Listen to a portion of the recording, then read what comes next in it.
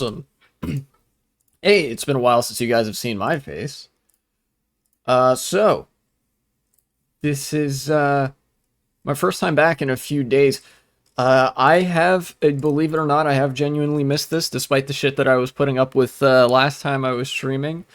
If I see any of that shit again, I'm shutting it down. You guys are not gonna do that to me today. What we are gonna do today is talk about, well, various things, much of which revolves around the news cycle regarding Hurricane Milton.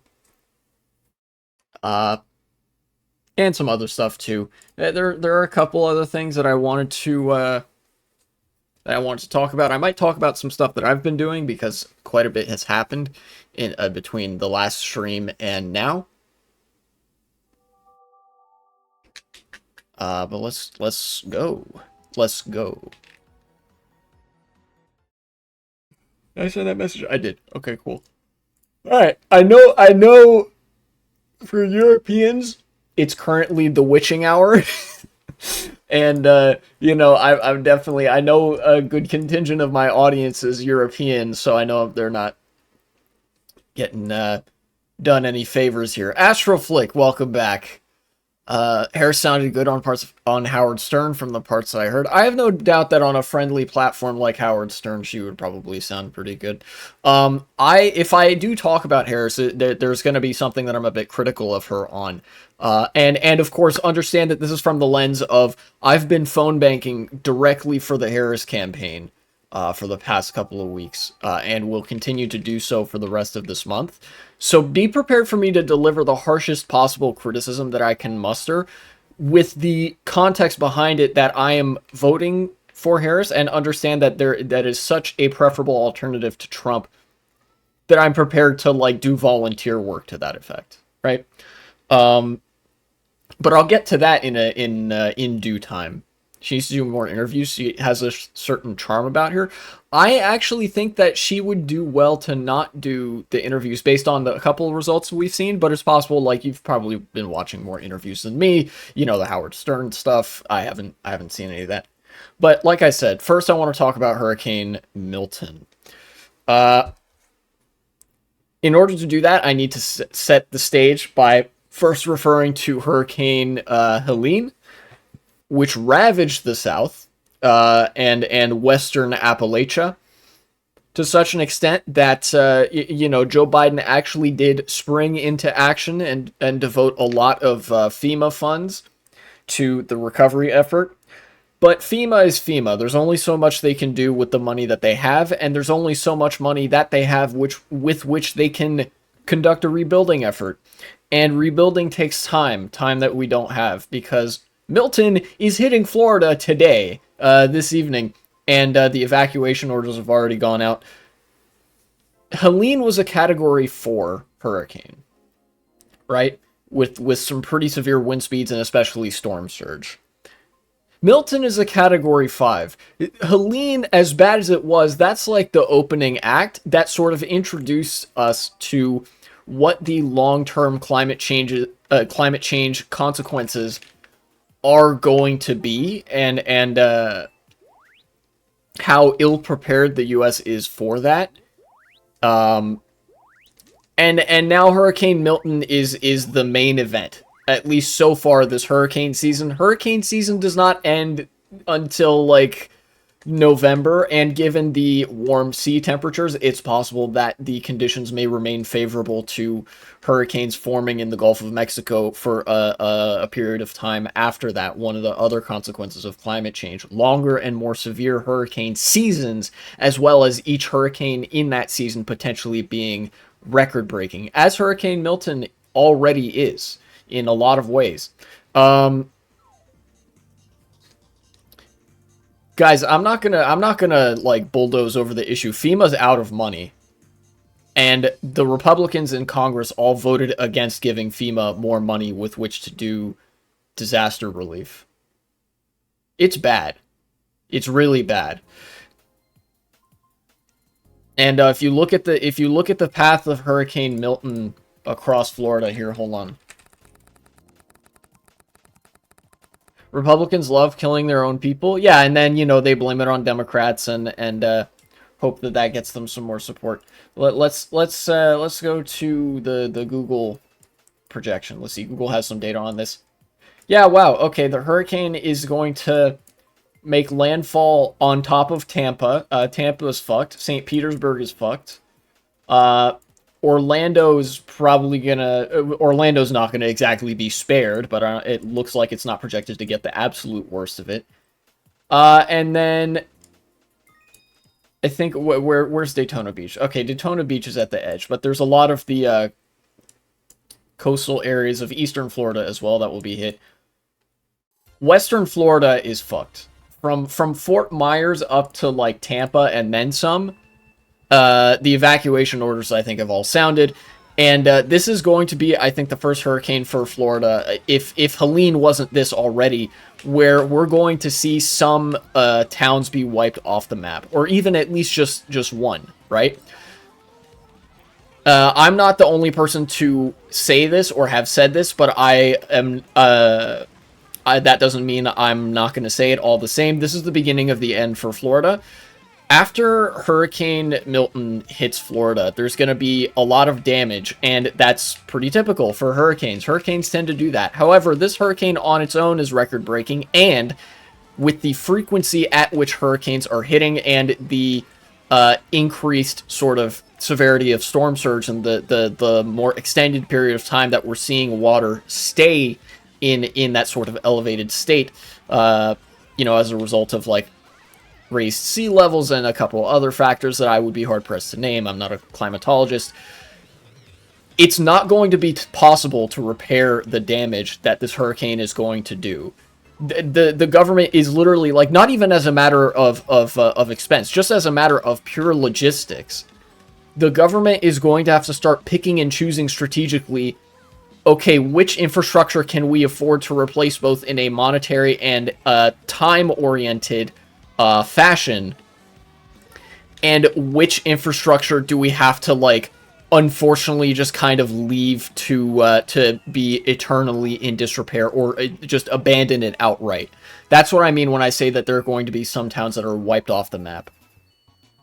It sucks this is going to hurt groups like Dominican Haitian immigrants, while the rich vacationers can just move back to their first houses. Oh yeah, absolutely. As is the case with anything that has major economic consequences, it is going to disproportionately impact the poor. The poorest people will be hit the hardest. That's how all history goes. That is in fact why the climate crisis has been able to grow as bad as it has been, because the rich shitheads that own everything and that manage this economy don't give a damn about it, because they can afford to weather those consequences where they know a lot of other people can't, but they don't care about those people.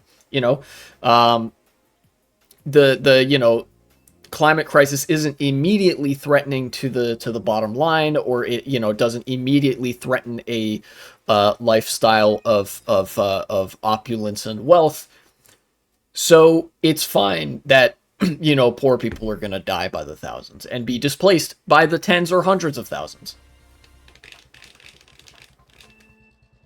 There are going to be some towns, smaller towns, less wealthy areas of Florida that never come back, that are just gone as a result of this hurricane. And every subsequent hurricane is going to bear a similar result. The population of Florida is going to dwindle. The infrastructure in Florida and other areas in the south that are vulnerable to hurricanes are going to dwindle. This is the beginning of the sort of mass refuge stage of the climate crisis, where large swaths of the southern U.S. and other low-lying, especially vulnerable areas, basically just become inhospitable to human habitation. And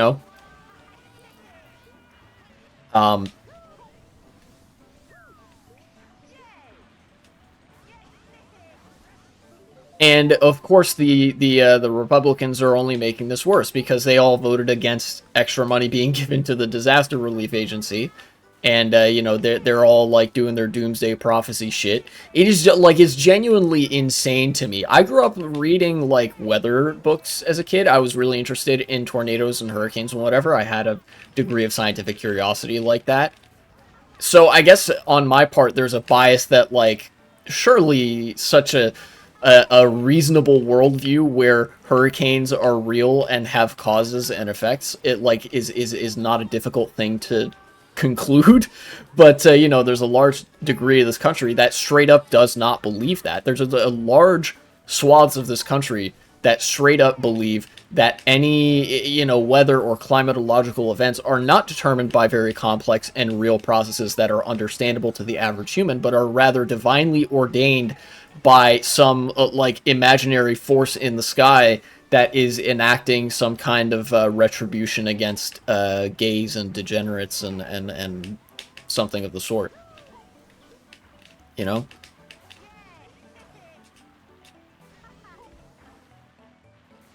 And it's even more insane than having this like crazed anti material worldview where you believe that like everything is ordained by some weird fourth dimensional sentient being. What's even weirder is that this is part of a doomsday prophecy that they like cream themselves over. Like when a lot of religion revolves around doomsday prophesizing. Christianity, especially, from what I've seen of religious like political movements in various countries, but I'm sure other religions have this element to them.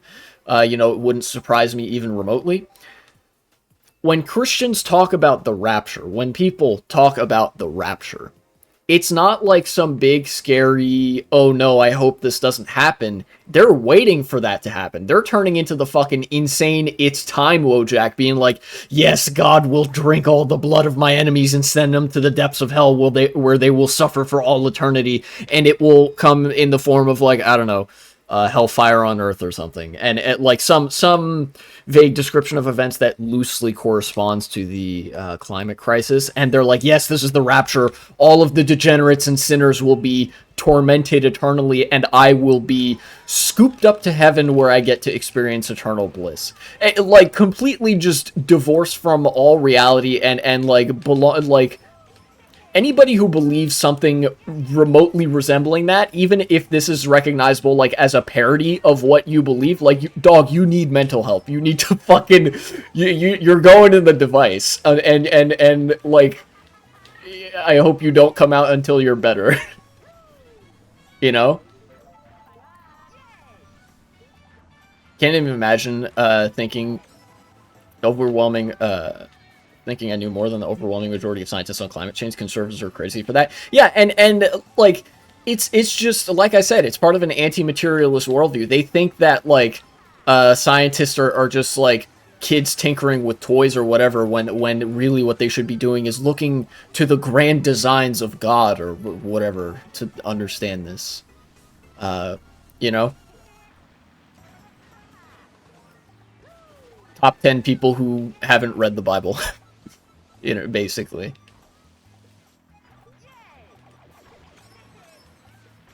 I mean, not that that really matters either, but...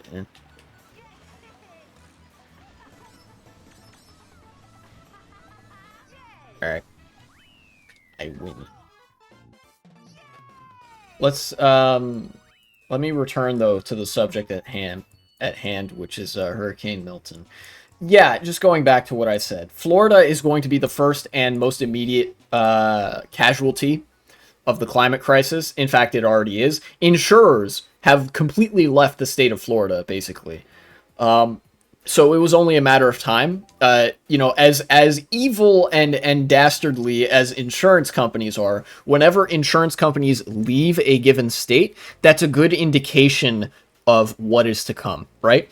When insurers left Florida, the underlying logic was running an insurance company in the state of Florida is no longer profitable, right? Insurance, pretty profitable model as exploitative as it is. But in Florida, where you have increasingly, there's no such thing as a low risk pool with which to, you know, basically pad the bottom line, you can't do business there as an insurance company. And so, again, I don't like that. I'm just describing what it is.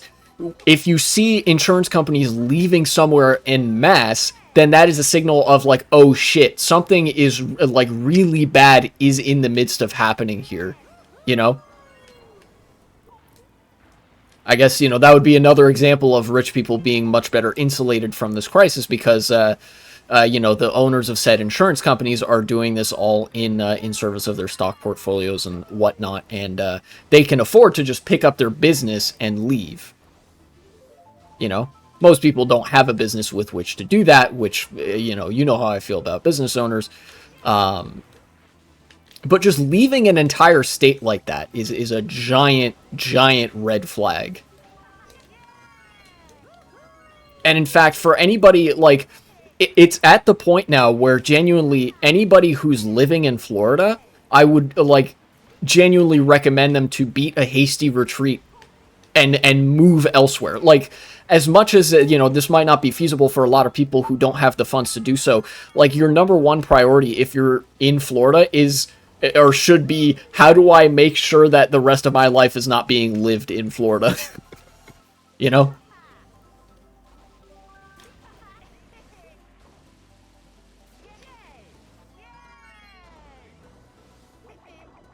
All the Florida man memes, they were fun while they lasted, but all good things must come to an end. Or in Florida, all bad things also must come to an end.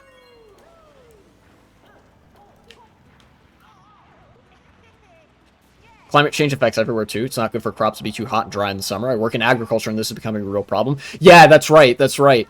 That's another like very drastic consequence of climate change that we're now seeing is that crop yields are starting to be worse and worse because of climate conditions sort of turning sour. Yeah, inland as well, not just on the coast. The coast is just that's just going to be the first place to go, man. That's where we're going to see the most severe and immediate consequences.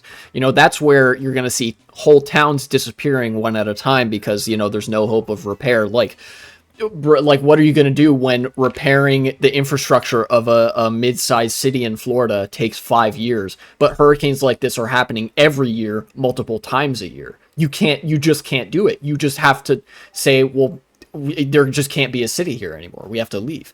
And then, yeah, you're getting inland, you're getting crops drying up, and that's going to severely impact food production. It's bad all around, and Hurricane Milton is just the latest and greatest of that. It's a spectacle in a series of climatic events that may or may not be spectacular, and for that it is useful in more ways than one. I don't understand why they keep rebuilding areas that will just get destroyed next summer by a hurricane, because the United States has never really been optimal with allocating money, especially lately when half the government is run by Republicans who don't believe that climate change fucking exists, and the other half is run by Democrats who do believe it exists but don't take it seriously to the degree that they should be, where the most they're prepared to do is, I don't know, give a tax break or subsidy for electric vehicle production. Like, when that's what the government consists of, how could you not have, like, towns just completely, like, repeatedly getting destroyed and rebuilt? There is no political discourse around, like, shit, climate change is here and it's going to be drastic, so we have to be drastic in order to address it, Essentially, the only two options are business as usual, the Democrats, or business as usual, but also we're going to completely deny that the problem even exists, the Republicans. And of course, as is always the case with me critiquing Democrats, they're more pliable to be moved to the left on this than the Republicans are. That should go without saying. But, like, shit, man. It's the same series of circumstances that led to this getting as bad as it was in the first place. That sort of the state of that political discourse, and also the fact that the United States is so big and bloated with money that for a long time America could just kind of afford to ignore it, But now it's not ignorable because it's actually, like I mentioned, in a way, it's actually transcending the bounds of what money can even do. Even if you had the money and the political will, there literally is not enough time to rebuild between events like this. Democrats would do more if Republicans didn't control half the government, IMO? No, they wouldn't. And we have proof of that because there are multi-party systems in Europe where there are liberal parties that operated for actually a very long time without conservative parties and social democratic parties as well.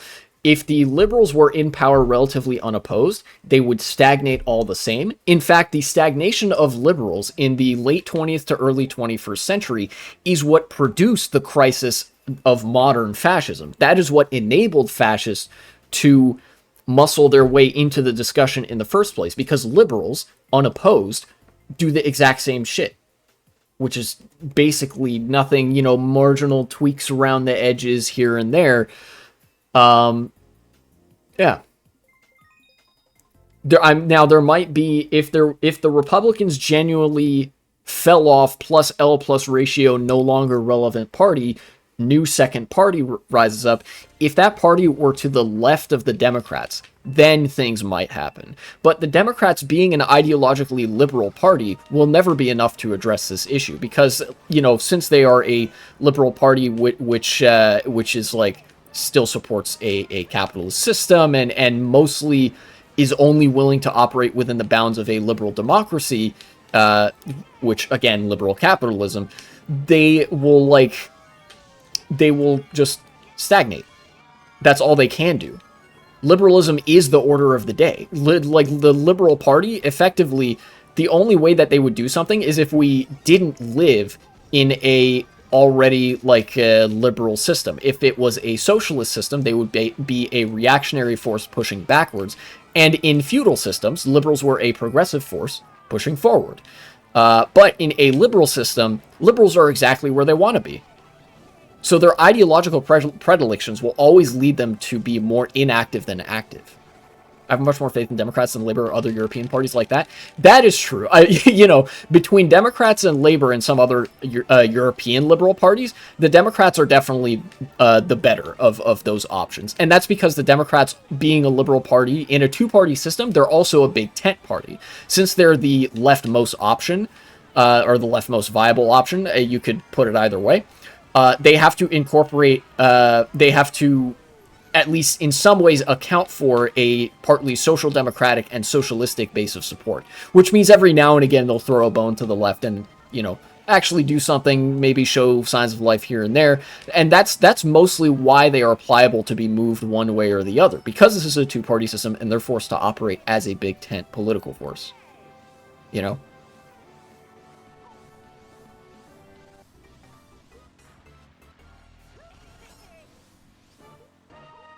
But yeah, to make a long answer much shorter, that is how we got to the point where we're rebuilding towns that are only just going to get destroyed the next year.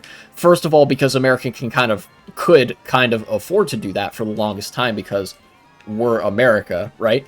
But then also because the ideological discourse in America just didn't lend itself to any changes large enough to substantially address the issues that drive climate change in the first place, right? Because liberals and fascists both or I guess liberals and neocons, if we go back to the 2000s or the 1990s, both parties of business. So they're not going to do anything that runs too contrary to business interests.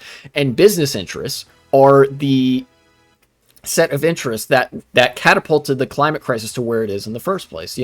Think of all the stuff that BP and Exxon and Mobil and all those petrol companies did to suppress climate research and conduct massive misinformation campaigns.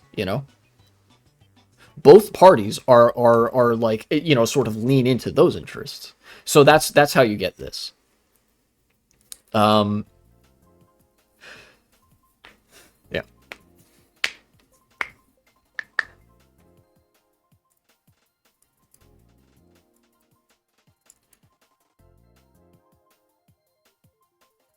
In fact, Hurricane Milton might not even be the end of it this hurricane season. Like I said, the warm ocean temperatures are going to mean that hurricane season lasts a little bit longer than it usually does, and it's going to produce more hurricanes, more severe hurricanes. There might be another hurricane coming behind Hurricane Milton. There's already a sort of tropical depression forming that meteorologists are keeping an eye on. I think, as far as I remember, it has a pretty low chance of forming into an actual tropical storm or comparable sort of low pressure system.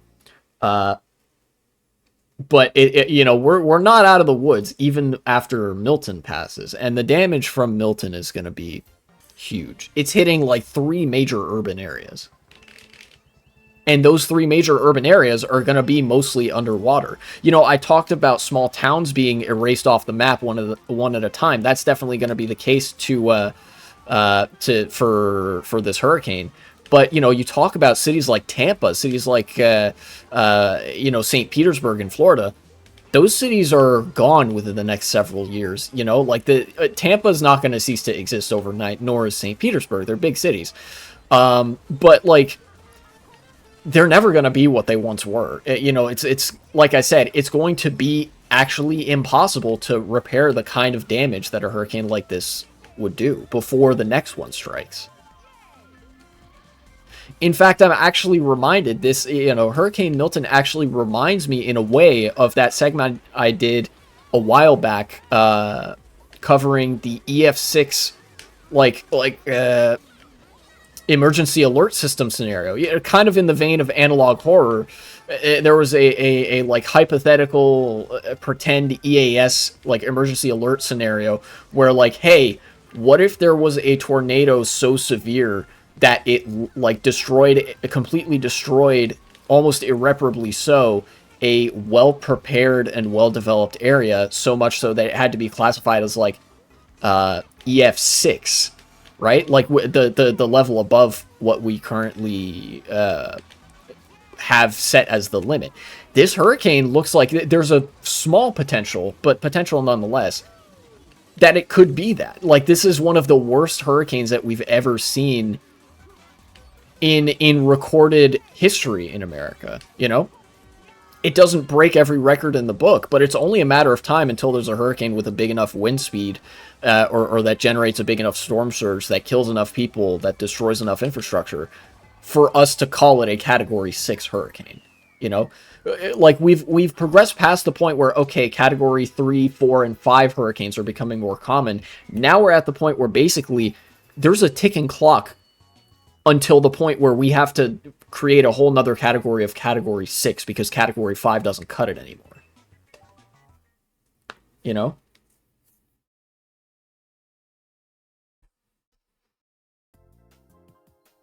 Climate crisis is here, guys.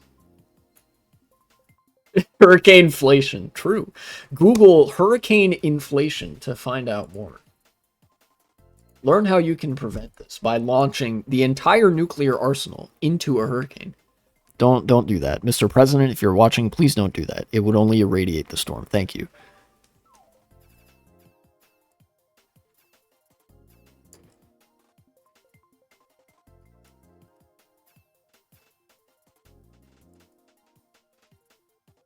Oh, and also, lest the Europeans think that they're safe, it's true that Europe doesn't get a lot of weather-related natural disasters because of the pretty moderate and cooler climate conditions that they experience up there. Thinking particularly about the United Kingdom, the Netherlands, Belgium, France, the Benelux region around the English Channel, where there's a lot of low elevation land and a lot of people living there. Ordinarily, the water there is much colder. On the Atlantic Ocean on the American side, much warmer water. That's the way that the current has gone. But as a result of rising sea temperatures both in the Gulf and elsewhere, the Gulf Stream is actually degrading, and ocean temperatures are rising at a global level. It's only a matter of time until ocean temperatures in like Northern Europe or like Western Europe are warm enough to start producing the kinds of hurricanes that you might see in on the US East Coast. Maybe not, like so quickly to the degree of Category 4 and 5, but certainly like hurricanes that Europe is not prepared for, right? Most of the Netherlands and a lot of northern France, a lot of Belgium is low lying enough that so much as like a 10-foot storm surge, like 5 to 10-foot storm surge, that's like 1.5 to 3 meters, would irreparably damage the country. basically this isn't as immediate a notice as I wanted to give for Florida. This is not me saying all Dutch people need to leave the Netherlands immediately, idiot. Rather, what I'm trying to say is like basically keep that on watch. Like basically give the ocean temperatures a side eye and like be aware that that's something that we're also gonna have to start dealing with. Um, you know.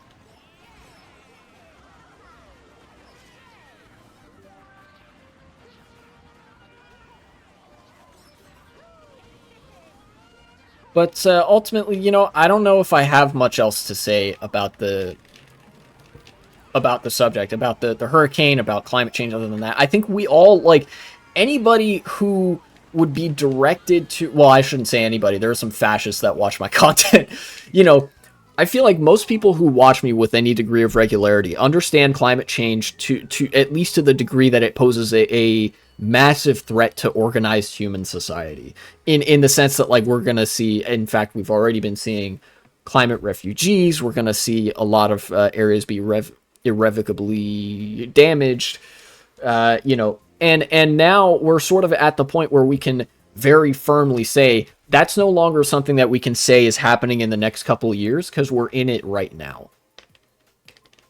What are some immediate policies you think could be feasibly implemented to hinder climate change? That's a really good question. For me, I think that, first of all, in order to address climate change, right? At this point, it's a matter of creating a more sustainable economy, reducing emissions, and the like. In order to reduce emissions, you have to get cars off the street. It's not enough for people for governments to promote electric vehicles. There has to be a full transition away from car-centric infrastructure because of how much emissions cars themselves are responsible for. That's one. Number two, which is tied for top priority. In fact, it might even be a higher priority. Decommission the fossil fuel industry entirely. You have to start being much more aggressive in cracking down on fossil fuels as a form of energy and start really, really trying to kindle the fire underneath green energy as an alternative to that for running the energy economy. Number three, BTFO of AI. Like, AI needs to go. AI is consuming, like, regardless of whether or not you even think it's useful, the fact of the matter is AI is consuming so much water and electricity that it is sabotaging already existing climate objectives, and it is, like, worsening the climate crisis at, like, 10 times the pace as if we didn't have it, right? Like, it's any potential use that AI has right now is vastly eclipsed by the degree to which it is contributing to the worsening of climate conditions the world over, be it through disproportionate power consumption or through water consumption. AI consumes so much more water to produce the same result as if, like, I don't know, a comparable task were to be done without its use. That, like, it's only contributed to, say, the draining of the Colorado River and various reservoirs in the Midwest and the Western United States where they need that water.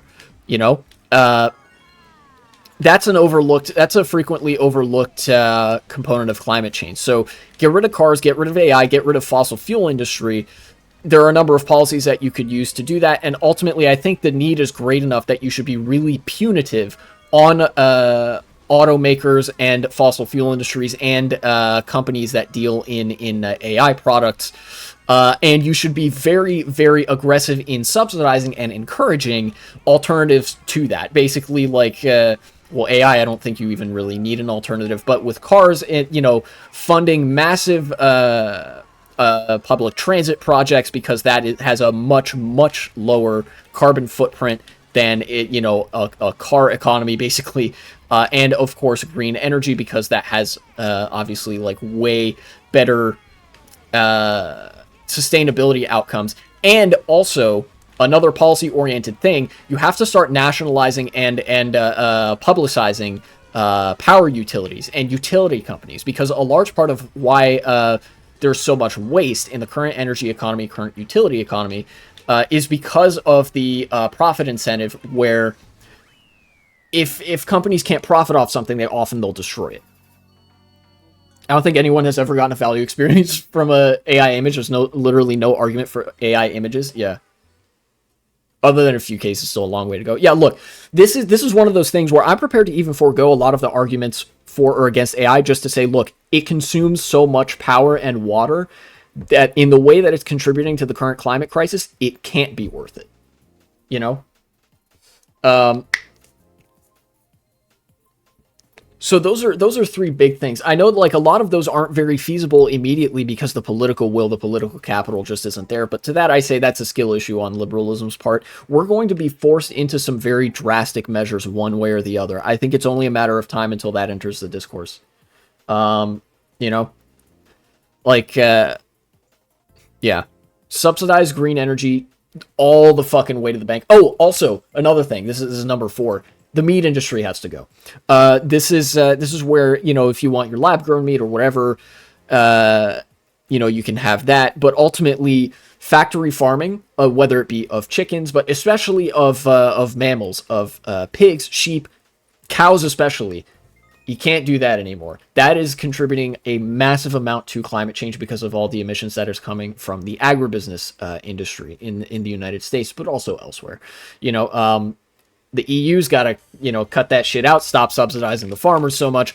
The US has to stop subsidizing the beef industry so much, again, because it's you know, emits so much and is also very water intensive. You know, and if you can ultimately, if you accomplish those 4 major things, and probably some others as well, right? Like, I'm not a policy expert, I'm not a climate expert, I'm not a agricultural expert, you know, those things as well as various others, but those 4 being, I think, some of the biggest, would be, like, if you can do that and create a much more sustainable economy with respect to not pumping billions upon billions of tons of CO2 into the air, or at least drastically reduce the amount that you are, you know, you stop contributing to global warming and these sort of very severe consequences of climate change. And eventually, and when I say eventually, I mean generations, lifetimes later, you see things eventually settle at a better equilibrium. And the crisis is more or less over. At this point, it's not a question of preventing climate crisis so much as it is, you know, weathering it, dealing with it, and being able to ride it out until the point where it's no longer the crisis that it once was, you know? Cheeseburger should cost $30, not even joking. Oh, yeah. Yeah, no more cheeseburger, no more hamburger, whatever. Start eating your rice and beans, folks. You know, we gotta do that. We need to be rice and beans pilled. And there are actually, if for people who still do like the taste of beef, and stuff like that, a lot of the you know, black bean and plant-based alternatives to that are actually getting pretty good at like imitating the taste. And even if you're not super sold on that, there is also lab-grown meat. Yeah, start eating your greens.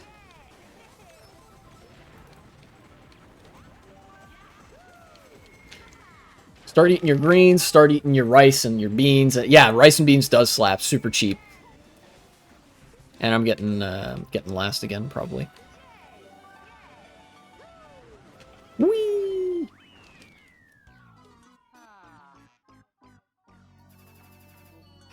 Yeah.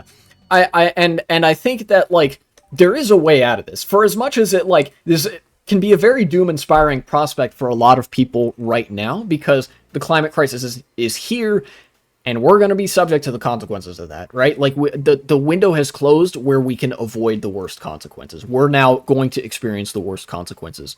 Potentially even worse than what a lot of the more aggressive projections even had in store for us. But that doesn't mean that human society is going to completely collapse. Like, I said that this is a threat to human society, and that's true, because it's going to result in massive turmoil, climate refugees, massive political, economic crises, etc., but we will come out the other side of this. It's just a matter of how quickly do we reach the conclusion that, like, okay, fuck the business interests, fuck all the things that made this crisis happen in the first place, no more cars, double down on public transit, sustainable economics needs to be the name of the game, green energy, no more fucking fossil fuels, no more meat industry, no more, you know, No more cruise ships, also massive pollutant. No more private jets. We need to stop subsidizing the airline industry so fucking much, uh, and all that sort of stuff.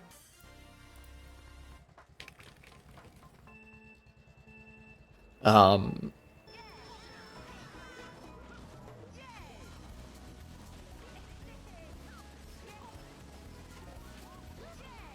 but yeah, in the interim, if people are curious, like what they themselves can do, just get used to eating rice and beans. Like, that's it.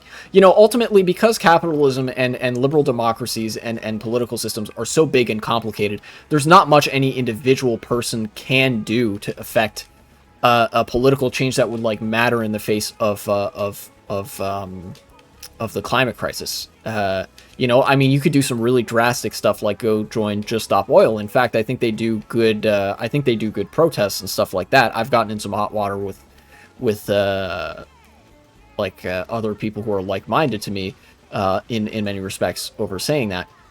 But like the issue needs to be treated with the severity it deserves, and people need to be practical about it. And I think the most practical thing for me to tell you is start eating your rice and beans. Try cutting a little bit of beef out of your diet, do a bit more chicken, or maybe even just start eating some of the vegan stuff or the vegetarian stuff.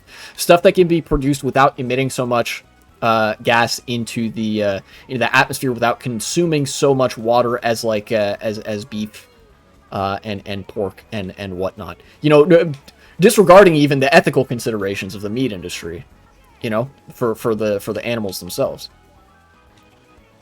Yeah, Xylem MK, you're exactly right. If Just Stop Oil protests were peaceful, or like didn't damage property or whatever, if they weren't as drastic as they are, nobody would care. And in fact, I remember there being a BBC. Was it BBC? It was either BBC or like Sky News or something. One of the more right-leaning British news outlets that gave the whole game away. That like, man, why do these protesters have to cause such a fuss? Why can't they do something nice and civil and quiet where we can like ignore them? You know?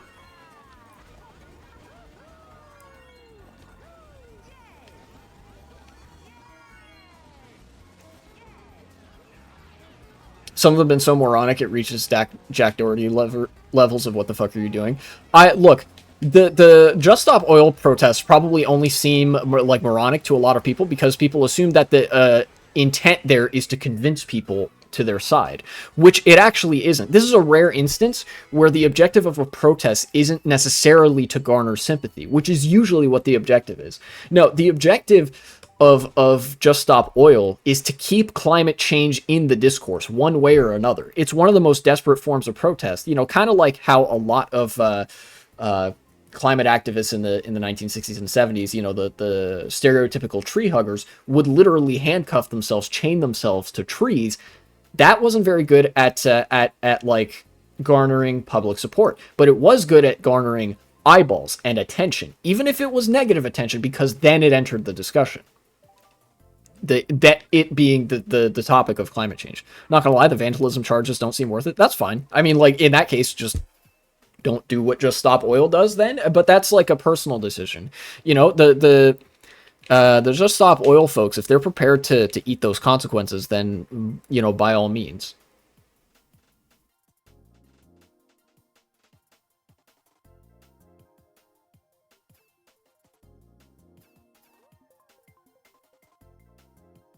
That's very much more a logistical concern for the individual rather than, I think, for the optics of the movement. Because the things that they do vandalism on are either big landmarks like Stonehenge, in which case they use paint that would have like washed away and whatever, so no damage was really done, or they toss paint on on like a storefront of a luxury goods store, in which case it's very much so. Like a symbolic attack on the wealthy and stuff like that. In which case, I'm also like, that's fine too, you know.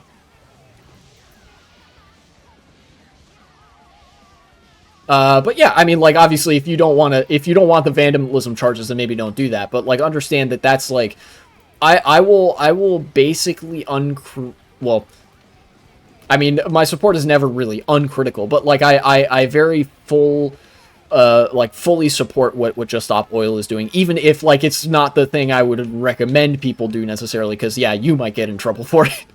You know, if you decide to go do that, you decide to go like fuck up a Gucci storefront or something. I'm gonna chain this. Nice, I dodged. Ow.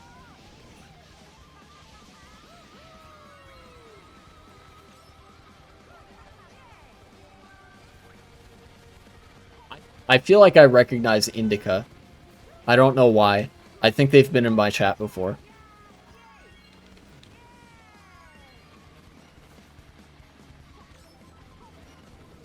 Anyways, that was a very long and winding segment that started out about Hurricane Milton, went all sorts of places. I think it was pretty informative. You know, I wanted to sort of test out just doing a like one segment per week kind of upload schedule so that I don't burn myself out on YouTube editing and stuff like that, because I really enjoy live streaming. So future me, if that's a segment about the climate crisis and Hurricane Milton and all the related topics and implications, cut it there, and you know what to do in the editing. Mr. Milton be plotting mass destruction? Yeah, what is it with motherfuckers named Milton? First you get Milton Friedman, the fucking libertarian economist that loved austerity. And then you get Hurricane Milton, which is just gonna kill many individuals in Florida and destroy infrastructure. Milton really be the true enemy of society, you know what I'm saying? Anyways, now cut it.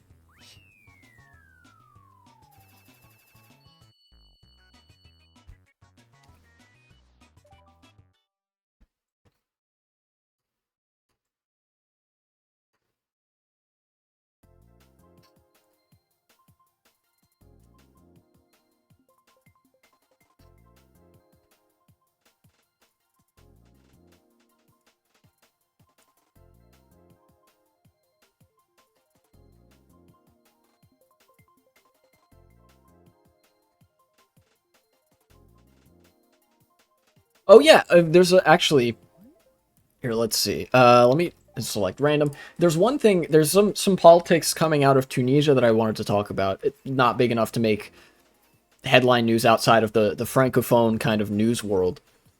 But I thought it was hilarious. None the same. All the same. Excuse me.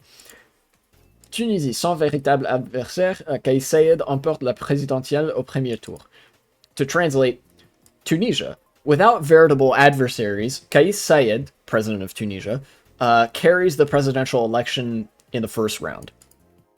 So he won the election, and you may be wondering, the president of Tunisia, how legitimate was this election? I'm glad you asked, hypothetical chatter, because it wasn't. Yeah, a very, very feeble rate of participation, as this paper puts it. Only 28.8% turnout for the presidential election, for which Kais Saied, of course, as a very democracy moment, got 90.7% of the vote. And is now just like going to be the president of Tunisia again. Following if I remember reading this article correctly, following a massive campaign of electoral suppression where the liberal and socialist candidates were banned off of the ballot, or were like functionally restricted in a lot of ways. They still got a decent, and when I say decent, I mean like single digit, but like appreciable percentage of the votes. But like it was very clear that the whole thing was just like a facade to get Kais Saied back into power. Why do I mention this? Like, this seems like a nothing election in a third world country, right? But this to me stuck out because it was, you know, this is kind of a little bit of the aftermath of the Arab Spring. In a way, the predecessor of Kais Saied was actually a dictator that people protested and overthrew. Kais Saied was the guy that got elected after the dictator was overthrown, and wouldn't you fucking know it, he's now also a dictator. I remember doing a project on this in my French class in college. I learned a bit about the Tunisian government and so doing as well. But It's also, I think, like the last vestige of the Arab Spring kind of going away. The Arab Spring being a heyday for pro-democratic, liberal and socialist movements in the Arab world, from Egypt to Libya to Tunisia to, Iraq and wherever else, right? Uh, oh no. Me. Yeah. And I think this, like, it doesn't bode well for Tunisia, obviously, but I don't know. Let's see. Why did I want to talk about this? I know there was something that stuck out to me. Uh, Seems that there's a lot of people. Oh yeah, here's why it stuck out to me is that this is a relatively inorganic example potentially of a dictatorship. It's possible for economic problems and anxieties to lead to a fascist dictatorship. To my knowledge, Kais Saied hasn't done a ton of super fashy things. Obviously, he's an authoritarian, so there's been plenty of crackdowns. But I don't know if there's some of the other hallmarks of fascism. I think it's been more the sort of like my man's is just ideologically motivated by himself kind of thing. So there've been a lot of protests. Part of the reason that the participation rate was so low is because people were like, obviously this guy doesn't fucking care about the election. You're saying other candidates got banned off the election ballot? Not exactly. I think they were like, they may or may not have been banned, but if they were banned, it was like a soft ban because their names were still on the ballot and they still got some of the vote. I think what it was that there was just a campaign of like administrative blockages. You know how Republicans do voter ID and voter suppression and all that sort of stuff. Not like banning black people from voting, but effectively utilizing the full capacity of the state to, in effect, prevent black people from voting. I think that seems to be what the Tunisian government did.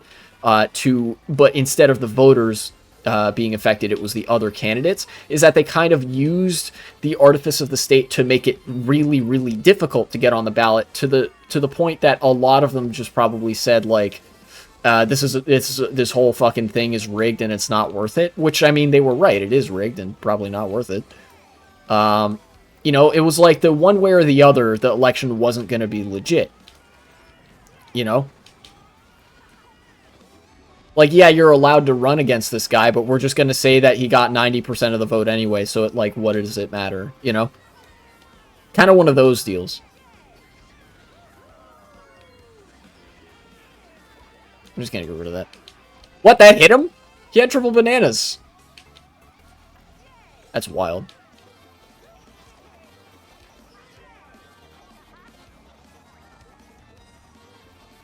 Damn, homie is on the standard bike.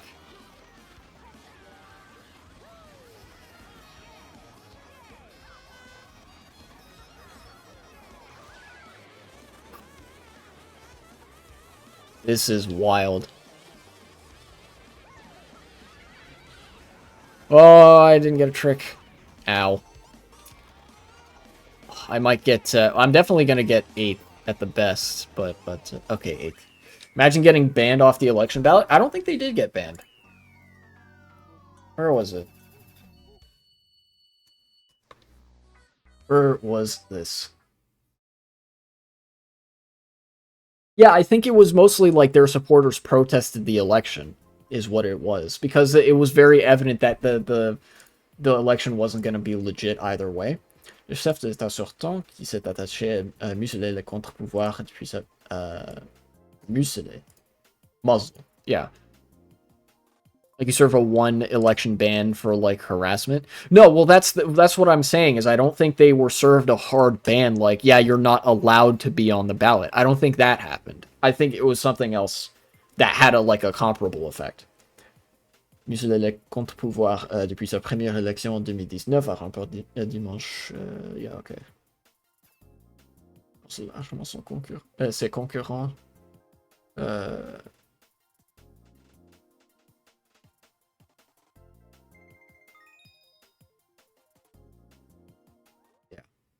Yeah, so it said there was a large scale crackdown campaign on political opposition, but crackdown campaigns often can be kind of complicated. Raids and more simplistic elements can be a part of them, but often it isn't always as straightforward as like you're banned from running because you're my political opponent. They usually are more sly, and they're usually not like banned in every place, or they're usually not like outright banned or something like that. Uh, which to me would explain the whole like opposition being suppressed, but they still got like 2% and 6% of the vote respectively, or something.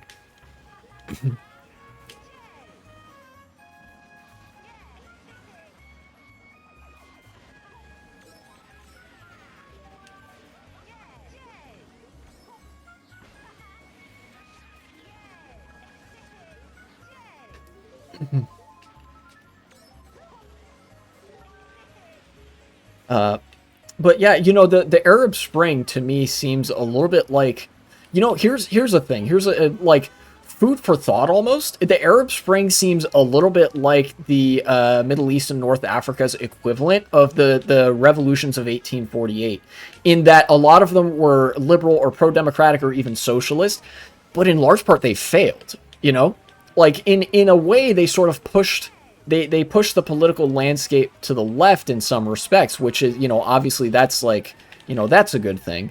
But like a lot of those movements were not successful in netting like a long-term trend of democratization in these countries and political systems and stuff. Like ultimately the sort of the monarchies and the dictatorships ultimately won out. And it seems like although the movements themselves are probably having to go underground to a degree in the sense of like official organizing and stuff like that, because obviously there's these huge crackdowns occurring.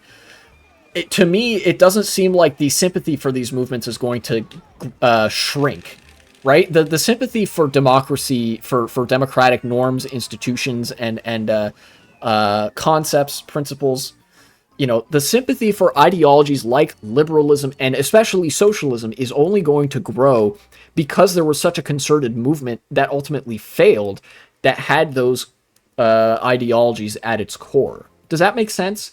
Like,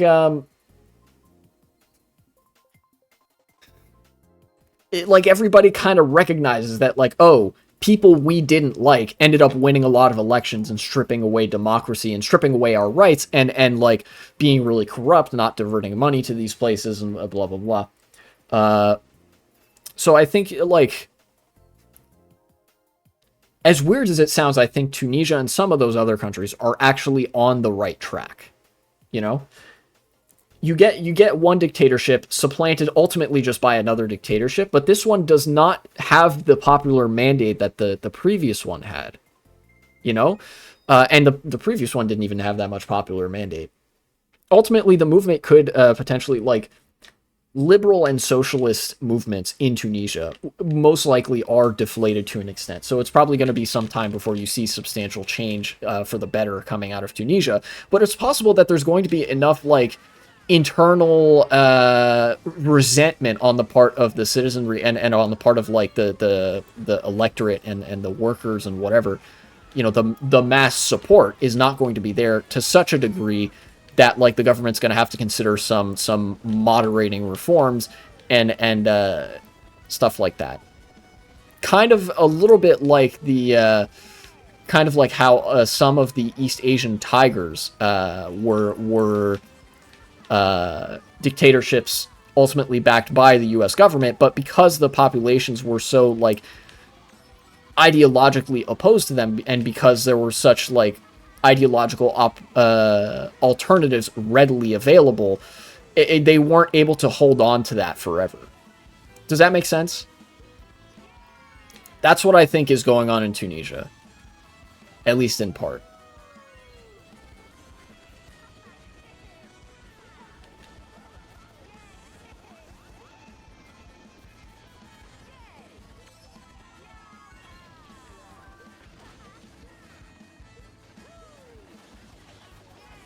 Oof, that was a very tight string of navigations and inputs that I had to fucking do.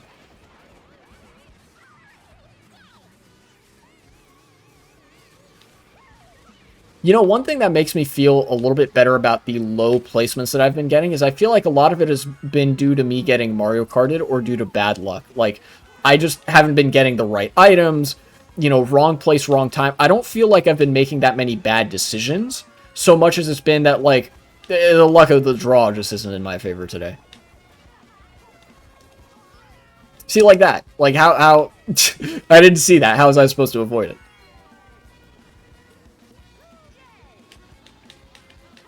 Alright. Let's get in the cannon. Nobody has the shock. I'm going to chain this if possible. Go. Okay. And there we go. Again, I think I made all the correct decisions there, but it was just, like, not enough.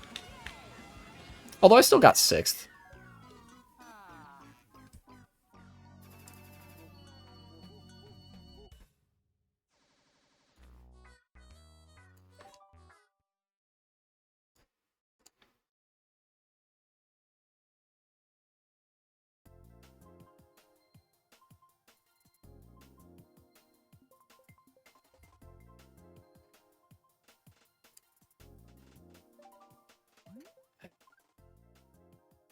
Random. Let's see.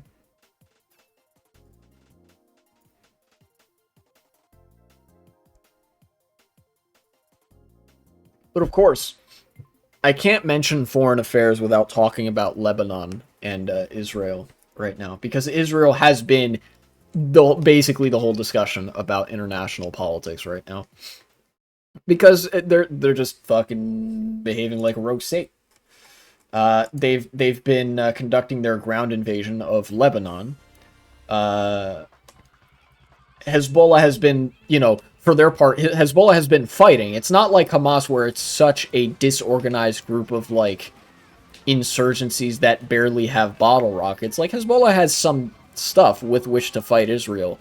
But Israel is still ultimately, they're doing the same tactics, which is, like, leveling apartment blocks and just indiscriminately bombing civilian areas because, like, oh, there's one Hezbollah guy here who's, like, part of the leadership structure in some capacity. Mulch the whole neighborhood, you know? That's the modus operandi, and it's resulted in already thousands of casualties, overwhelmingly civilians.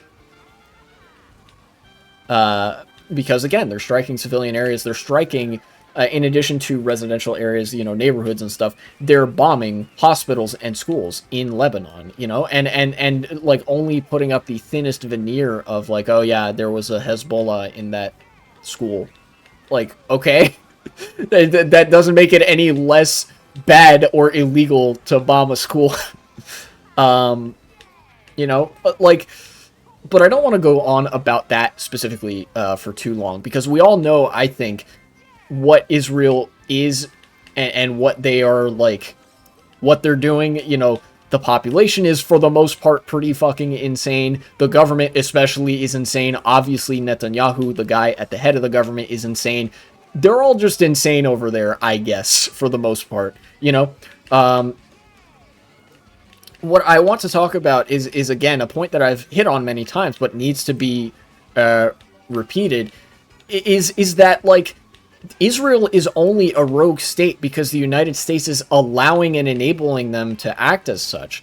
It's not like they haven't necessarily been subject to international pressure. They have. But, you know, Big Daddy United States has always come in clutch to save them at the end of the day. You know, like, basically stonewalling the UN, preventing human rights groups from getting in, or at least allowing Israel to prevent human rights groups and humanitarian aid to get in, continuing to supply weapons to Israel, and you know, just generally uncritically supporting them as they do everything that an ultra-nationalist, expansionist, and genocidal government would do.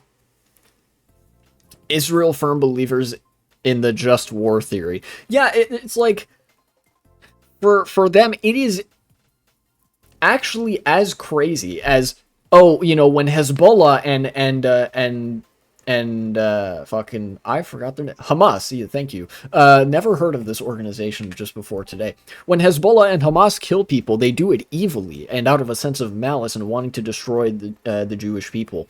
But when we, the IDF and the IOF, kill people, we do it virtuously. We virtuously, in a civilized manner, mulch babies from afar with drone strikes.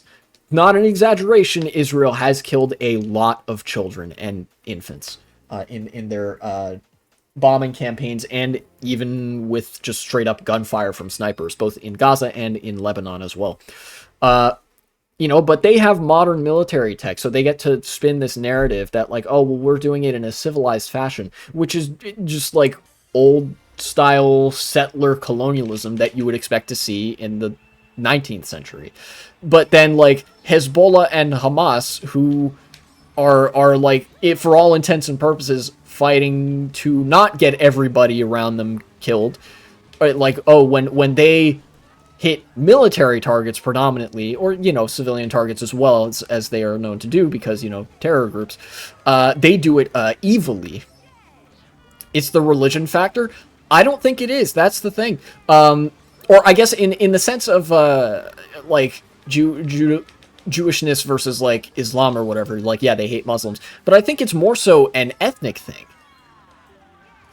I think, like, more so what is motivating Israel here, the justifications of, like, oh, the West versus the rest or whatever, the like, oh, they're savages and we're civilized, is fundamentally, that's just a sort of callback and reference to white supremacy. And the norms of white supremacy that have, been entrenched in geopolitics, but have largely been sort of blunted. The edge to that has been a little bit blunted by modern geopolitics not being as overtly bloodthirsty, in the sense of, like, nation states don't necessarily just straight up go invade foreign countries to commit genocide anymore. Like, Russia and Israel were very much the exceptions to that. And it's not like Israel spares a lot of Jewish people the sort of campaigns of ethnic hatred and whatever. There are Arab Jews. There are Jewish people who are ethnically Arab. There are Jewish people that are not ethnically, like, European. And Israel has been conducting, like, massive internal campaigns of, like, ethnic hatred and racism, either by way of, like, of entrenched narratives in the media, or just on the part of, like, people being really fucking racist in Israel, I really do think that this is more an ethnicity thing than a religion thing, as it so often is with fascism, It's not like Zionists in Israel or elsewhere spare people their ire when they are anti-Zionist while also being Jewish. Jerusalem is really the center of three religions. Yeah, I know, and that's a big part of it. It is the Holy Land, and they do care about that, but it is mostly from a perspective of ethnic supremacy. Part of the fascist mythos is the purging of degenerates such that a heaven on earth may be brought about. It's very much a pan-religious fascist sentiment. And for Israel, the degenerates must be purged from Jerusalem and the West Bank and Gaza and all the areas from which they seek to create greater Israel, to have their Lebensraum,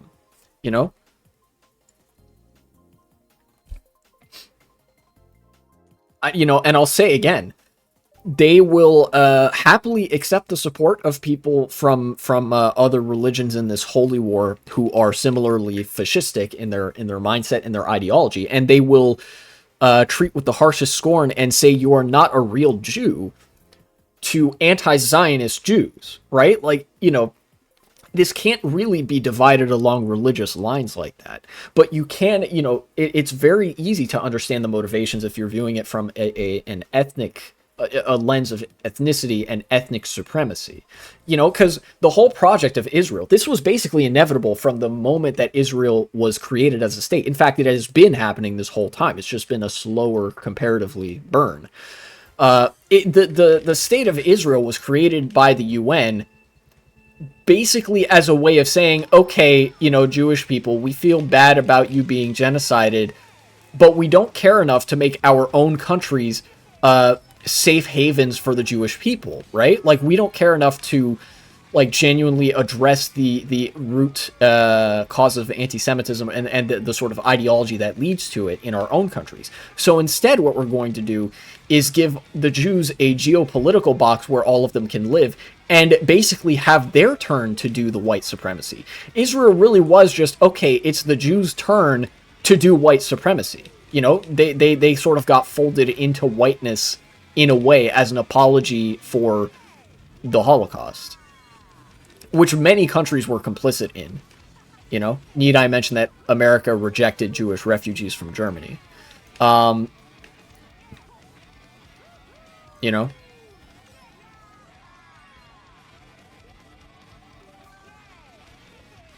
But I should also specify, or I should also stress that, Jews weren't entirely incorporated into the fold of whiteness. In many respects, Jews are still not viewed as white in various countries, including America at times. In many ways, it is still like a distinct ethnic category in a lot of political ways. But it, in the Middle East, especially because the demographic we're dealing with, that Israel is acting on the whims of, is mostly European Jews. It very much is a project of white supremacy. They just, instead of a cross, they slap the Star of David on it. That's basically what I'm getting at. A lot of this, as much as America is enabling it and either resulting from the enabling or that caused it or whatever, a lot of this is just the same old genocidal white supremacy, but instead of a cross slapped on it, it's the Star of David instead. That's what's going on here. That's all it is. And to that extent, it's not really religious. It's just the aesthetic of a different religion that's been put over top of it. The underlying ideology is the same. Most Zionists in America, proportionally, evangelical Christians are more Zionists than Jews in America. Like, more of them are full-throated Israel supporters than the Jewish community in America. There's still a lot of Zionist Jews in America. But like I said, it is mostly that project of ethnic supremacy. Anyways, I'm rambling, so I'm gonna stop. I think I've said what I want to say about that. The only way this is gonna stop is if the United States decides for it to stop, and the best chance of that happening is for for Kamala Harris to be president, and also for her to feel the heat of the progressives. This is why we have to be so critical. We should be really critical of Kamala Harris on her foreign policy and stuff. Because if we're not, she's just going to do the same thing that Joe Biden did. Joe Biden is an ideological Zionist. He's just going to let this happen. He legitimately, I think, views Arabs as subhuman. Specifically in the context of Israel. But with Kamala Harris, even though she's Zionist, it is a Zionism of convenience. She's, more pliable to be pulled away from the most egregious components of a Zionist or pro-Israel ideology, such that, there's no longer that... the sort of support that Israel gets from America maybe isn't as uncritical anymore. Maybe they start getting more side-eye. Maybe aid gets way more conditioned. Maybe the United States starts giving less and less aid in the form of, like, military equipment and stuff.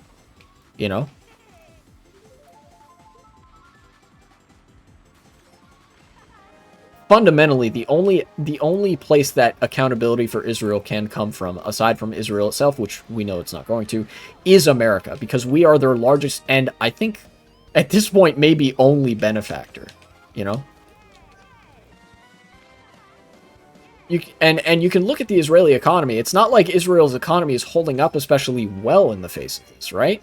Like their GDP shrank, by a significant margin.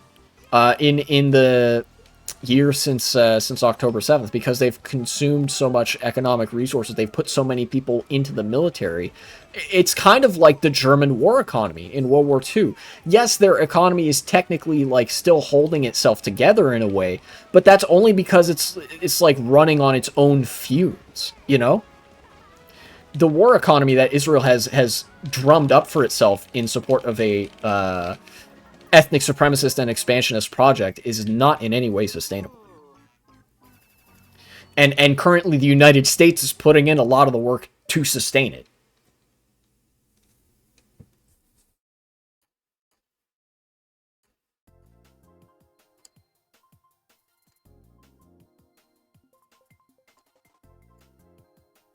Anyway, that's part one on the whole Zionism is bad shit. Part two is that the ADL has basically gone off the deep end and is now like very Zionist and like Jewish Hitler pilled. You know, Jitler pilled. Um, I think recently uh, they released a report on what they deem as anti-Semitic incidents, and like anti-Semitism has been on the rise in America, you know, lately because of the far right, because of impending fascism and whatnot. You know, the far right not known to be friendly to the Jewish community. What a crazy concept! But the ADL is a little bit less concerned about that than it is about pro-Palestine protesters. They in their anti-Semitism like report, I think it was published on the BBC, or at least it was talked about there. They said that like, oh yeah, in our count of this many thousands of incidents, we counted any instance of people like saying "Free Palestine." Like to them, saying "Free Palestine" is the same, morally speaking, as like committing a hate crime against a Jewish person in the street, or like graffitiing a swastika on the side of the road. You know, so it's gonna take some doing to root out all of the ideological Zionism from American society, but also from like Western society in a more broad sense. I think the only other country that is like ideologically as like fucked up in this respect as the United States is Germany, and you know, in Germany, you know, the Nazi Party too is currently like in the running to be the most popular party come election time.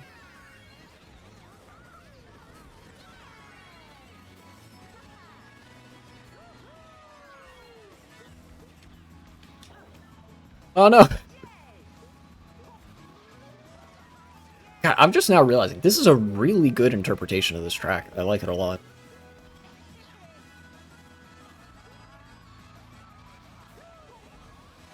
Oh no, I missed the box.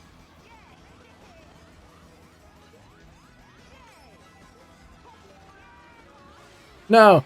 Okay, at least my mushroom landed right in front of me. That's nice.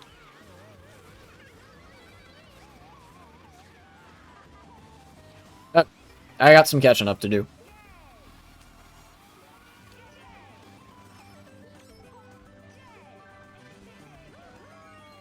I'm gonna chain this, I think.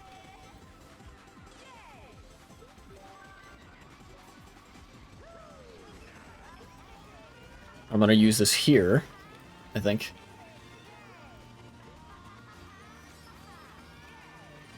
Oh, he's gonna wait to throw that, isn't he? Pulling this out for insurance.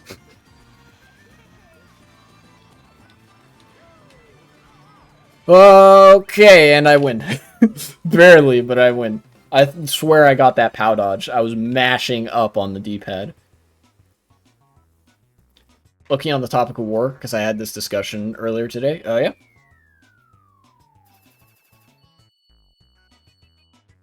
Yay. That was a good race. I'm probably going to only go for an hour and a half because I'm streaming a bit later than usual. But I'm trying to get back in the swing of like streaming regularly. I've just been doing a lot of phone banking stuff, so or comparatively a lot, you know. Basically, what I'm trying to say is I've been busier than usual, and that also makes me more tired than usual. The fact that war used to have rules is insane. It still does. Israel's just breaking all those rules and facing no consequences. You know? Like, it is a rule of war that even the United States really never broke. You're not supposed to bomb schools. You're not supposed to bomb hospitals. There are some things that are legitimately off limits. Oh, you meant that kind of... Yeah, they would meet up in a field, and then when the timer hit 0, they would start shooting at each other. Yeah, that is kind of crazy, that warfare used to be, like, a game, right? Like, yeah, you're referring to the line infantry, where they would line up. And like, the generals would actually pre-organize a time to get to, like, and a place to meet, so that they could fight. Why did no army just duck? That's what the Americans did. That's why the Americans won the American Revolution against the British military. Because basically America recognized we can't win on the typical rules of engagement, so we'll just break all the rules. You know? I think, you know, to be real though, the reason the armies didn't just, like, you know, just duck forehead is because firearms at the time, like when those were the rules of war, firearms were not all that accurate, you know, I'll be real. So ducking, like, you could make yourself have a lower profile, but weapons used to take so much fucking time to reload that you needed to be standing for the whole thing. If you were, like, shooting, reloading, and whatever, like, you had to be there and on top of it for that whole process. Like, you know, you couldn't be ducking. And also your commander would probably yell at you if you, I don't know, showed some random instinct of self-preservation, because let's be real, you're a guy in the military in Europe in the, like, 18th century. It's not like you probably have that much to live for. You know? Or it's like you signed up to die. We don't have to do that. What are you gonna do? Yeah. Yeah. That was basically it. Because, you know, the British was a, you know, for the time and for the rules that existed, very well equipped, very well disciplined, very strong fighting force, right? And then the Americans, they had a competent and well equipped fighting force, but it was not exactly a match for the British, right? And, you know, the British army, because they were so large as well, they had to carry a lot more and a lot heavier equipment, including living quarters around with them in unfamiliar territory and stuff like that. And you know, a lot of the way that the American soldiers got the upper hand in that war is they bucked the rules of engagement and then also picked areas where the rules of engagement would present an even larger disadvantage. Like, they, instead of fighting in open fields, they would fight in the forest, where spaces are a lot more cramped and stuff like that, you know? That was when warfare kind of started to change, you know? Because you got to remember as well, that was only a very brief, like, flash in the pan where warfare had rules. You know, it's not like warfare was like that for most of history. It would all reload at the same time. Yeah, because that was, like, the most efficient way of having line infantry do that. Is that you would fire your volley all at once. That way you could effectively utilize your superior numbers or superior discipline. You know, that was the logic behind having guys line up in a volley and volley their shot, like shoot in volleys all at once. You know, because you could theoretically pick off, like, if you had some guys that were just fucking cracked, you know, they're like, if you just had him, like, he's him, and there's hundreds, thousands of them, if their aim was, like, on it, they could pick off a large number of the opposing volley, and that would, like, win the battle. You know? Which, you know, now that I think of it, maybe it was partly so that things would go much quicker than the old days of the confusion of everybody all running at each other. Because it used to be that armies were not standardized, right? This was the beginning of a standardized regular military too. You know, regular uniforms, standard equipment, the state taking control of most military affairs. Remember that before firearms were really a thing, and even in the early days of that, we're still dealing with feudal countries, feudal states, where a lot of armies operate not just at the behest of the king, but at the behest of feudal lords, noble lords. the state didn't necessarily have an army. The king had an army, the lords had an army, the barons had armies, and those were the people that did the fighting. And a lot of times, because they were private armies employed by private individuals, feudal fighting forces, they would have to get their own equipment, their own gear. It's it's a lot messier to do that, and I think that like the obsession with diverging away from that was probably what produced that kind of military engagement style in the 17 and 1800s. If I had to guess, like, I'm not a military historian, you should probably ask somebody like that, but an interesting subject all the same.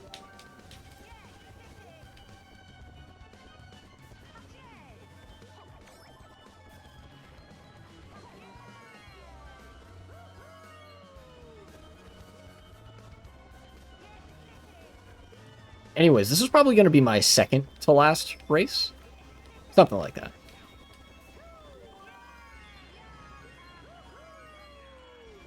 Oh, I got a low trick. Cool.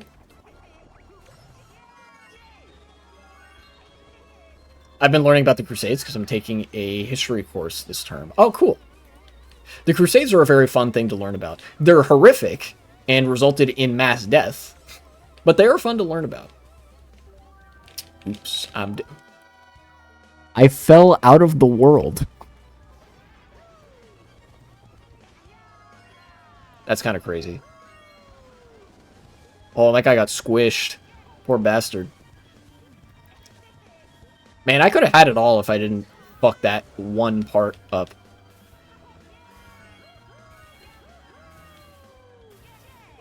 Yeah, okay. Essentially went go fight the enemy and that's it. Yeah, basically. That's why heroic leadership was such an important thing for such a long time, because if you could determine what was fucking happening in that maelstrom and still had like some command over your troops, that like you were fucking going in the history books, baby. Yeah, no organization at all. And that's why people wore the same colors, because you had to visually determine, shit, is this somebody that I'm supposed to kill, or is this somebody I'm not supposed to kill?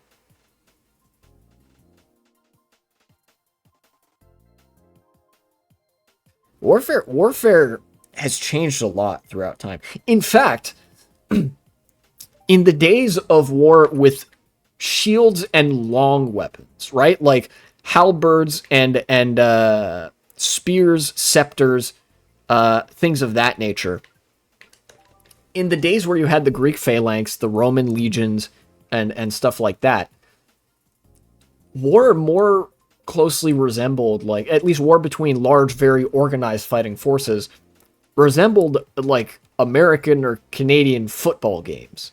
You know what I'm talking about? Where the, like, you have the offensive, defensive linemen, everybody's meeting at the same field beforehand, and they, like, run each other, they sort of lock, and there's, like, a literal push-pull.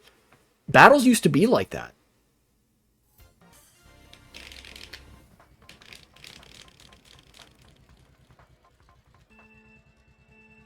Yeah. Yeah, literally.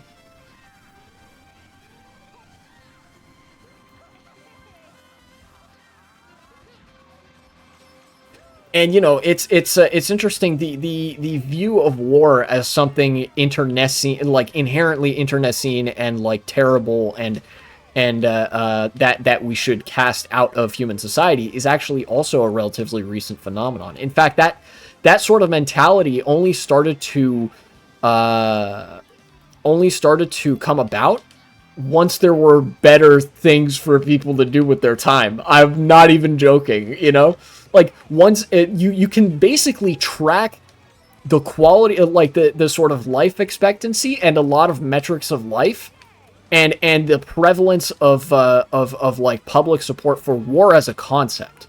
And it's kind of crazy how close they match up. Like, in the Middle Ages, in the in the days of like very early capitalism and whatever, when still very much a low-tech, not industrialized agrarian society, like, people didn't really give a shit if they died because their life was going to suck anyway. Even in the industrialization period, the Industrial Revolution had a lot of really negative consequences. So for a time, that attitude persisted. It was only in the 20th century, really, when people started to see the more long-term consequences of what a technologically upscaled war could mean, that they started being like, okay, this is really bad, actually. Because now, all of a sudden, war was that much more destructive, and people had that much better things to do with their lives than to go fight and die for the abstract concept of the nation whose interests revolved around making sure that I don't know, the fucking barons and aristocrats got their rents and their profits and stuff. I'll do one more race, I think. I want to end on a really good one. Yeah, it's football when the quarterback has the ball.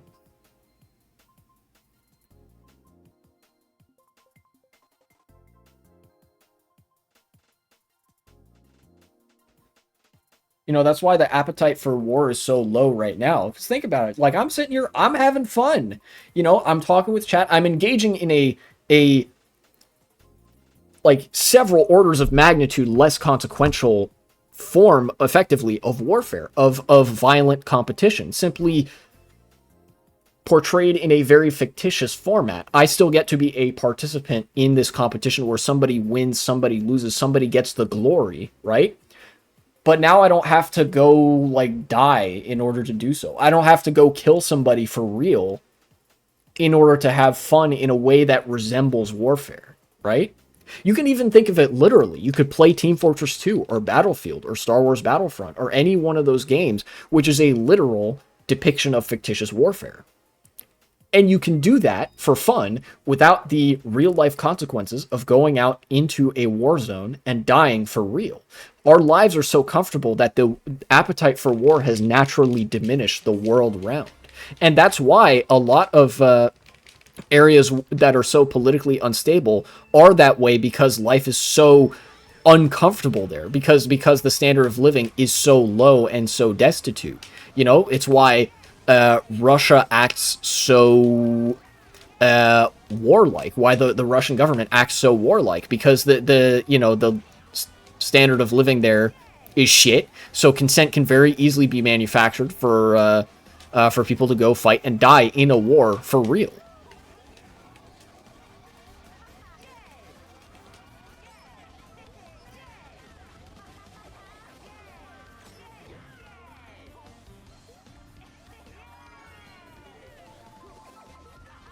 Got him.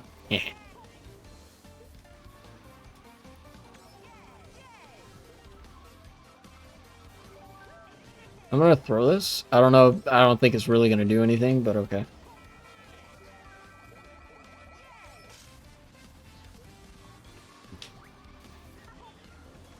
Oh, I know this guy. Agent. What the Bro. They bumped me so bad. Is there an item up here? I think there is. I don't know if it's had enough time to come back. Okay, just barely. I'm gonna start using this. Oh, these are clan people. Okay, these are comp players. I see. Come on, get me... Okay, I have not enough juice to do that shortcut. Whatever else happens, I need a box here. That's fine. Ow.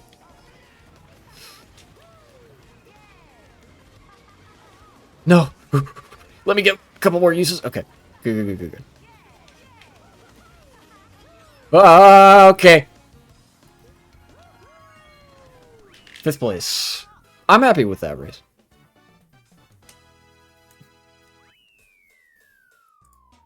Oh, dang it. You know, part of the title was the politics of your favorite games, and that was an idea for a thing I wanted to do on stream, where I actually, well, I guess I have some time to do it because I accidentally clicked next race. What I wanted to do was actually, like, go through some games that people really like, or, you know, people in chat could even contribute to this, and sort of explain what I think the politics of that game are, either of the game itself or also of the development of that game that was sort of written into it, you know?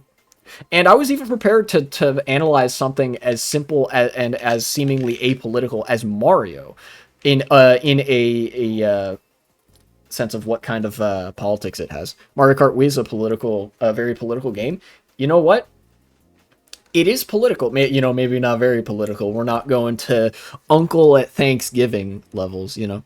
But even a game like Mario, you know, people will occasionally say, "Oh, people think all art is political. Here's art that is not political," and it's like a girl eating a cheeseburger or something.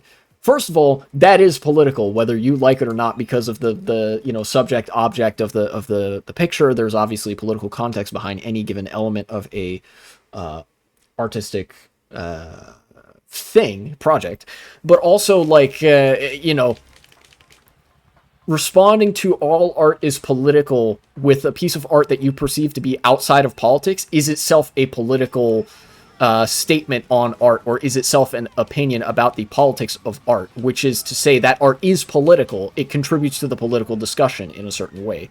People who say, oh, not all art is political, here is art that is apolitical, regardless of what else is the content of that art, you have now made it political. You know? But for a game like Mario, which I will include Mario Kart in this vein, Mario Kart is sort of like, it is a very status quo oriented game, I think. Like Mario, if you had to you know, assign it a certain political category, I think the best political category that you could assign Mario to is actually liberalism.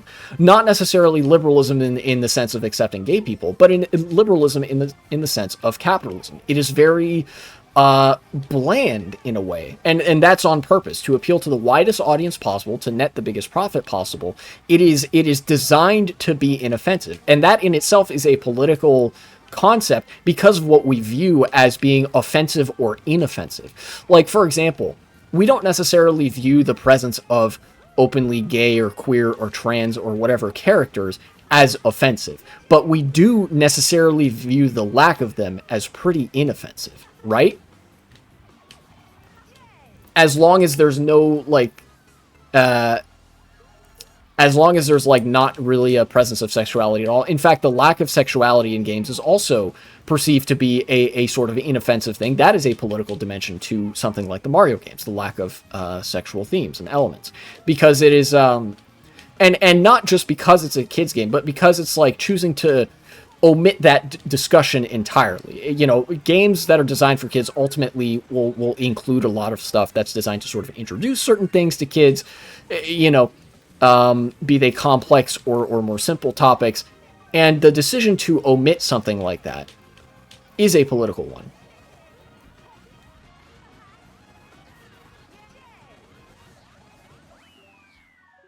Mario Kart supports hitting people with items. That's true. That's very true.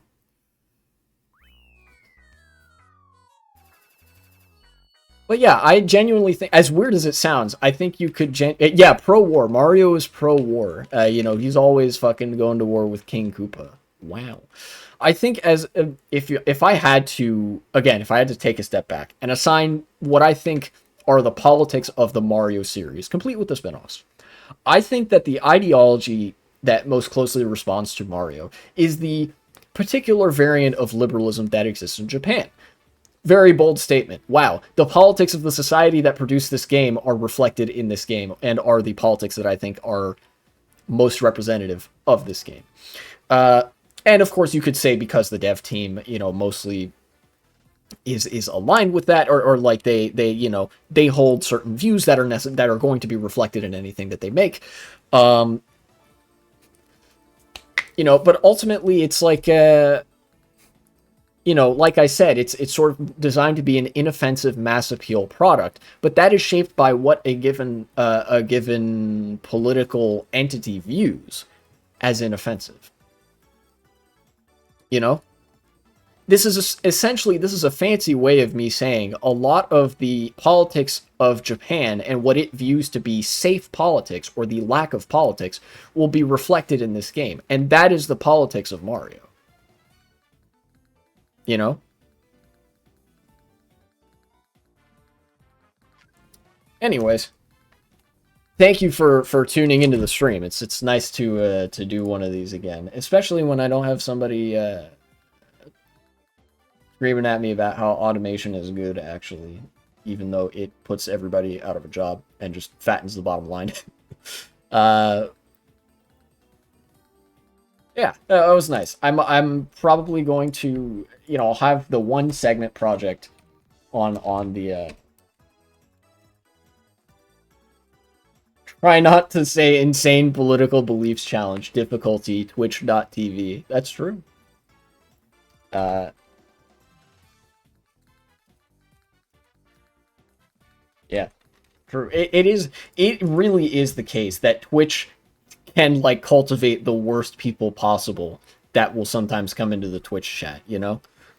That's not to say I hate my Twitch chat. I love you guys. Only the most parasocial love here. The most benevolent parasociality that you've ever seen, folks. But, there are certain environments that cultivate, like, there's a tendency for certain types of people to coalesce on certain websites. I think Twitch, what I'm trying to say is Twitch is more insane than the food bank that I frequent. That is the best way that I can phrase this in a way that probably everybody will agree with. You go to the food bank, the food bank, you meet some very nice people. They care about doing good in the community. You go on twitch.tv, your chances of finding a terminally online teenager or like a Nazi or an insane Islamist or somebody who is relatively normal but is frothing at the mouth over a specific ethnicity of people, much higher likelihood that you run into those types on Twitch than if you go to somewhere like your local food bank where people are mostly,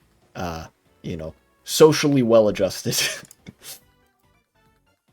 Yeah, it's like those customers. Exactly.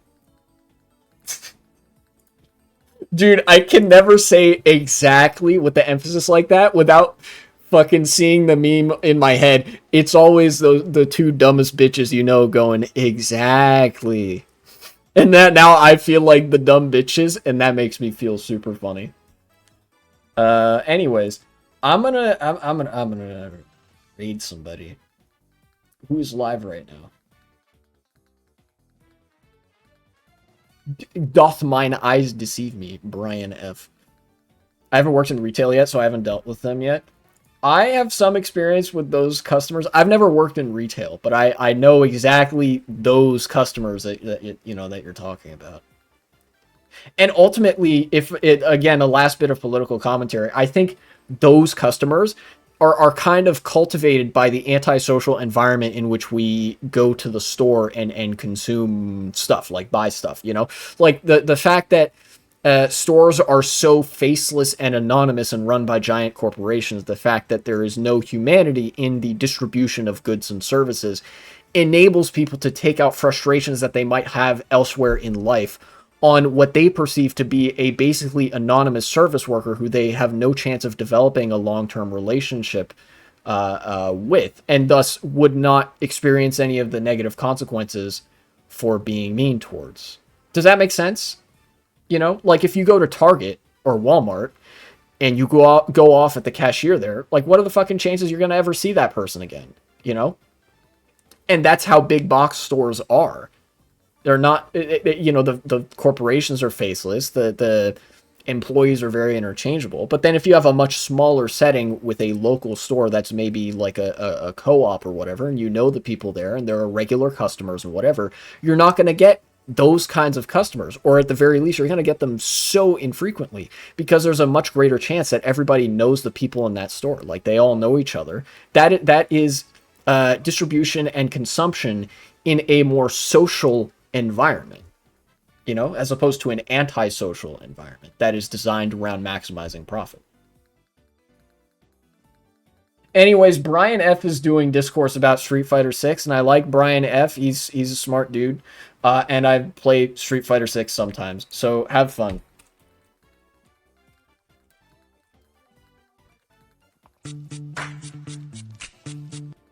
SynergyBox 333, thank you for the follow. Unfortunately, you've caught me exactly at the end of stream. I'm about to go raid Brian F. So, Have fun. This man is he has a good lens of analysis. He has a good process of arriving at his conclusions. But instead of politics, he talks about Street Fighter. Don't talk about politics in his chat. I don't think that would be very kosher. All right, y'all have fun. I'll be back soon.